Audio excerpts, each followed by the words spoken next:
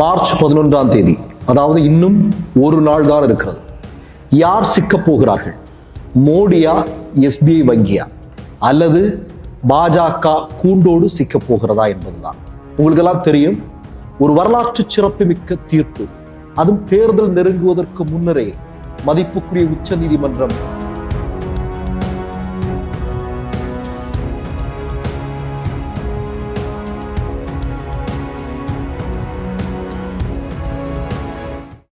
Malaysia, Singapore, Dubai நாடுகளில் குடியுரிமை வேண்டுமா? வெளிநாடுகளில் வெற்றிகரமாக இயங்கிக் கொண்டிருக்கும் பெரும் தொழில் நிறுவனங்களில் முதலீடு செய்ய விரும்புகிறீர்களா? பொது வர்த்தகங்களில் ஏற்றுமதி இறக்குமதி செய்ய வேண்டுமா? உடனடி தொடர்பு கொள்ளுங்கள். மிஸ்டர் பர்ஃபெக்ட் எக்ஸ்ட்ரா கோல்டு திருமணமான ஆண்களுக்கு திருப்பு முனையை ஏற்படுத்தும் ஹலாலான இயற்கை வியாகரா. வயதான பலகினமா, சுகர் பலகினமா, இனி கவலை வேண்டாம், உடனே ஆர்டர் செய்யுங்கள். இந்த சேனல் மக்களுக்காக செயல்படுகிறது என்று நீங்கள் நம்பினால், வாய்ப்பிருந்தால் எங்களுக்கு முடிந்த உதவியை செய்யுங்கள். வணக்கம். மார்ச் 11ஆம் தேதி, அதாவது இன்னும் ஒரு நாள் தான் இருக்கிறது. யார் சிக்கப் போகிறார்கள்? மோடியா, எஸ்பிஐ வங்கியா, அல்லது பாஜக கூண்டோடு சிக்கப் போகிறதா என்பதுதான். உங்களுக்கெல்லாம் தெரியும், ஒரு வரலாற்று சிறப்புமிக்க தீர்ப்பு, அதுவும் தேர்தல் நெருங்குவதற்கு முன்னரே மதிப்புக்குரிய உச்ச நீதிமன்றம் சொன்னது என்ன? தேர்தல் பத்திரங்கள் மூலமாக நீங்கள் பணம் வசூல் செய்வது என்பது அது செல்லுபடியாகாது, அதை ஒருபோதும் ஏற்றுக்கொள்ள முடியாது என்று அந்த தேர்தல் பத்திரம் என்று சொல்லக்கூடிய விஷயத்தை ரத்து செய்தது. சரி, யார் யாருக்கிட்ட இருந்தெல்லாம் பிஜேபி எவ்வளவு பணம் வாங்கியிருக்கிற அப்படிங்கிறத எனக்கு மார்ச் முதல் வாரத்திற்குள், அதாவது 8ஆம் தேதிக்குள்ள எனக்கு கொடுத்துடணும் அப்படின்னு சொல்றாங்க. சொல்லி முடிச்சதுக்கு அப்புறம் உடனே 8ஆம் தேதிக்கு முன்னாடி, ஒரு நாளைக்கு முன்னாடி எஸ்பிஐ என்ன சொல்லுது? இல்ல, எங்களுக்கு இந்த காலம் போதாது, எங்களுக்கு ஜூன் வரைக்கும் எங்களுக்கு டைம் வேணும் அப்படின்னு சொல்றாங்க.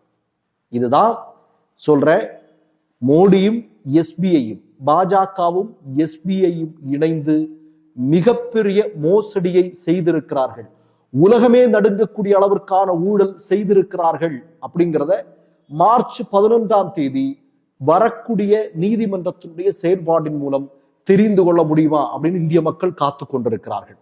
இதுல உச்ச நீதிமன்ற அவமதிப்பு வழக்கு எஸ்பிஐ மீது சிபிஐஎம் என்று சொல்லக்கூடிய கட்சி இன்றைக்கு தொடுத்திருக்கிறது.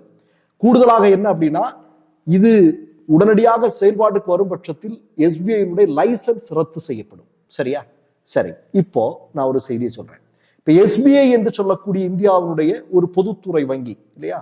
ஏழை எளிய மக்களுடைய பணம் எல்லாம் அதுக்குள்ளதான் இருக்கு, நம்ம பணம் எல்லாம் அதுக்குள்ளதான் இருக்கு. இந்த பொதுத்துறை நிறுவனமான எஸ்பிஐ வங்கியில இந்தியா முழுவதும் எத்தனை பேர் இருக்கிறாங்க? 2,26,000 பேர் இந்த வங்கியில வேலை செய்யறாங்க. அதாவது இந்தியாவில் ஜம்மு காஷ்மீர் முதல் கன்னியாகுமரி வரையிலும் இருக்கக்கூடிய கிளைகள்ல. சரியா? மொத்தமா எத்தனை பிரான்ச் இருக்கு, எத்தனை கிளைகள் இருக்கு? 22,500 கிளைகள் இருக்கிறது. சரியா?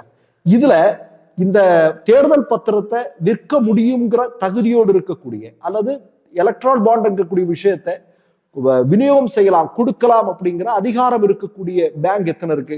நீங்க பாத்தீங்கன்னா 29. அதுல எத்தனை வங்கிகள் கொடுத்திருக்கு அப்படின்னு பார்த்தா, எலக்ட்ரால் பாண்ட் கொடுத்திருக்கு, வித்திருக்கு அப்படின்னா 19 வங்கிகள் தான். இந்த 19 வங்கிகளுடைய கணக்குகள், அதாவது இப்ப மொத்தத்துல ஒரு 23 கட்சிகள் இந்த எலக்ட்ரால் பாண்ட்ல இருந்து பணம் வாங்கி இருக்கிறாங்க அப்படின்னு சொல்றாங்க. எல்லாமே டிஜிட்டல் மயம் அப்படின்னு மோடி சொல்லிட்டு இருக்காரு. 2014 இருந்தே இந்தியா டிஜிட்டல் ஆயிடுச்சு அப்படின்னு மோடி வட சுட்டு இருக்கிறாரு. இப்ப டிஜிட்டல் மயமான இந்த நேரத்துல இந்த தகவலை கொடுக்கறதுக்கு ஒரு 5 நாள் பெரிய விஷயம். 5 நாளுங்கிறது ரொம்ப அதிகம். இதை யார் உறுதி செய்யறாரு தெரியுமா? எஸ்பிஐ என்று சொல்லக்கூடிய ஸ்டேட் பேங்க் ஆஃப் இந்தியாவுடைய வங்கி ஊழியர்களுடைய தலைவர் நேற்று தினம் ஒரு பேட்டி கொடுத்திருக்காரு. அவர் என்ன சொல்றாருன்னா, இந்த தகவலை எடுக்கிறதுக்கு ஒரு அரை மணி நேரம் போதும்னு சொல்லியிருக்கிறாங்க. அப்ப ஏன் எஸ்பிஐ யாரை காப்பாற்றுவதற்காக இந்த நாடகத்தை அரங்கேற்றி கொண்டிருக்கிறார்கள்? தேர்தல் பத்திரம் மூலமாக பாஜக RSS எவ்வளவு கொள்ளையடித்திருக்கிறது அப்படிங்கிறது வெளியே தெரிஞ்சிருச்சுன்னா, இப்ப 150 இடங்கள் கூட கிடைக்காது அப்படிங்கிறது சொல்றது, 10 இடங்கள் கூட, மோடி கூட வாரணாசியில் தோற்று போக வேண்டிய சூழல் வந்துடும் அப்படின்னு தெரியுது. இப்ப உதாரணத்துக்கு நான் சொல்றேன், ஒரு தினத்திற்கு முன்னாடி வந்திருக்கக்கூடிய செய்தி, அதாவது மும்பை மாநகராட்சிக்கு உட்பட்ட அரசு டெண்டர்கள் விடுறது இல்லையா, அரசு சார்ந்த, அதாவது இப்போ சாலை போடுறதாகட்டும், பல்வேறு வேலைகள் இருக்கு இல்லையா, இதை டெண்டர் விடுறாங்க. இந்த டெண்டர் விடுறதுக்காக ஒரு கம்பெனிக்கு எந்த கம்பெனிக்கு பிஜேபி கொடுக்குதோ அந்த கம்பெனி லஞ்சமாக மோடிக்கும் RSS எவ்வளவு கொடுத்திருக்காங்க அப்படின்னா ஏறத்தாழ 259 கோடி ரூபாய் கொடுத்திருக்காங்க.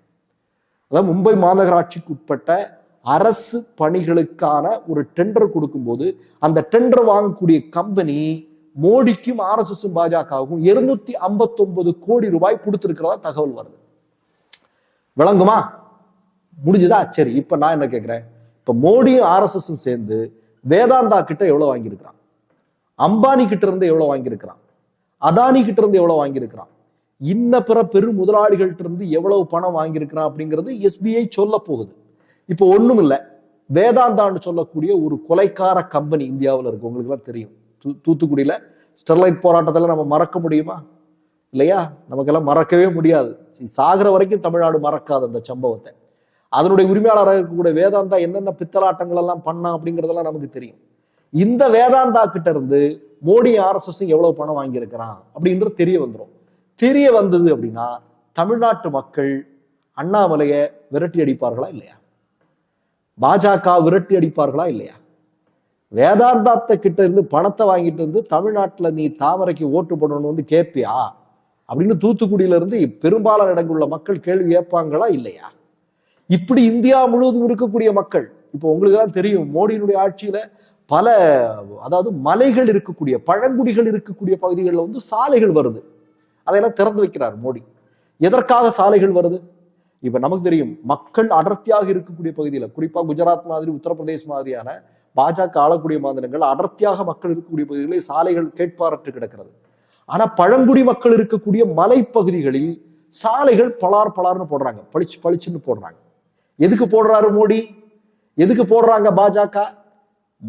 அதாவது மலையில் இருக்கக்கூடிய இயற்கை வளங்களை அதானியும் அம்பானியும் வேதாந்தாவும் திருடிக்கொண்டு செல்வதற்கு எல்லா வசதிகளையும் செய்து கொடுத்து கொண்டிருக்கிறார்கள். அதுக்குதான் அந்த சாலை வருது, பளபளப்பான சாலைகள் வருது. ஏன்னா இயற்கை வளங்களை கொண்டு போகும்போது அம்பானி அதானிக்கு எந்த பிரச்சனையும் வந்துடக்கூடாது இல்லையா? அதுக்காக அப்படி ஒரு திட்டம் வருகிறது. சரியா? அப்ப இதுக்காக எல்லாம் எவ்வளவு பணம் வாங்கியிருப்பானுங்க? அப்போ மிகப்பெரிய அளவுல ஊழல் செய்திருக்கிறது பாஜக அப்படிங்கிறது இதுல நிரூபணமாகிறது, உண்மையாகி விடுகிறது. இனி வந்து நீதிமன்றம் என்ன சொல்லுது அப்படின்னு தான் கேட்க வேண்டியது இருக்கு இல்லையா? ஏற்கனவே ரஃபேல் ஊழல் அப்படின்னு சொல்ற ஒரு விஷயம் ஒன்றும் வந்தது.